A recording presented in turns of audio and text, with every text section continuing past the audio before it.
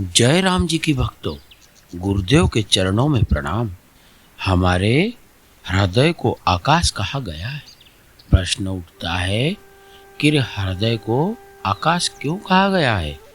तुलसीदास जी के अनुसार हृदय वह मूल चेतना क्षेत्र है जहाँ जीव और ब्रह्म का मिलन होता है। आकाश स्वयं कुछ नहीं करता, फिर भी सब उसमें घटता है। यही आत्मा का स्वभाव है। आत्मा का अनुभव मस्तिष्क में नहीं, हृदय देश में होता है। इसका अर्थ है जब मन के बादल हटे तब हृदय आकाश में ज्ञान का सूर्य उदित हुआ। तभी हृदय आकाश में राम का प्राकट्य होता है। यही राम जन्म है। हृदय आकाश है और राम उस आकाश में स्वयं प्रकाशित ब्रह्म है। आइए इसी भाव के साथ बालकांड दोहा 194 द्वितीय चौपाई का श्रवण करें।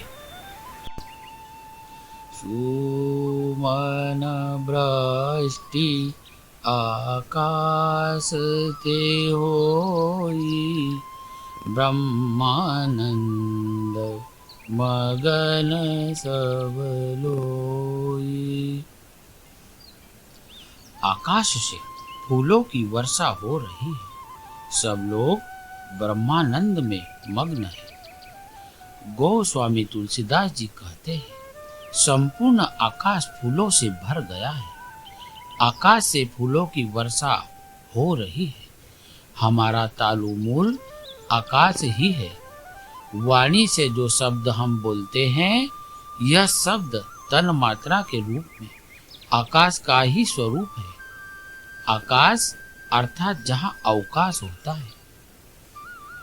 हमारे मुख में जो अवकाश है, हृदय भी आकाश ही माना गया है।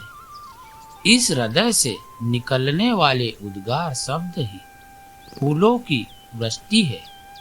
जब भजन परिपक्व होने लगा, स्मृति स्थायी होने लगी, नाम अपनी युवा अवस्था की तरफ पहुंचने लगा, तब वाणी रूपी रंग से शब्द ब्रह्म रूपी रूप से ब्रह्मानंद फूलों के रूप में बरसने लगा, जिसको सुनकर सभी लोग ब्रह्मानंद मगन सब लोई।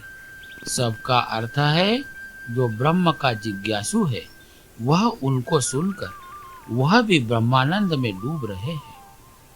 आकाश से वर्षा अर्थात मुख से ब्रह्मानंद के शब्द झरना फूलों की वृष्टि है। और मननशील और जिज्ञासु लोग हैं, वह भी उसको सुनकर ब्रह्मानंद में मगन हो रहे हैं।